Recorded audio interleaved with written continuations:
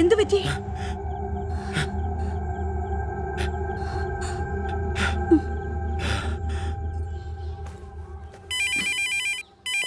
ഞാൻ എടുത്തോളാം.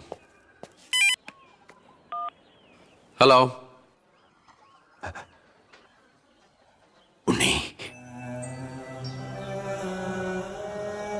ഉണ്ണി, ഉണ്ണി, നീ എന്താടാ ഒന്നും ഉണ്ടാത്ത്?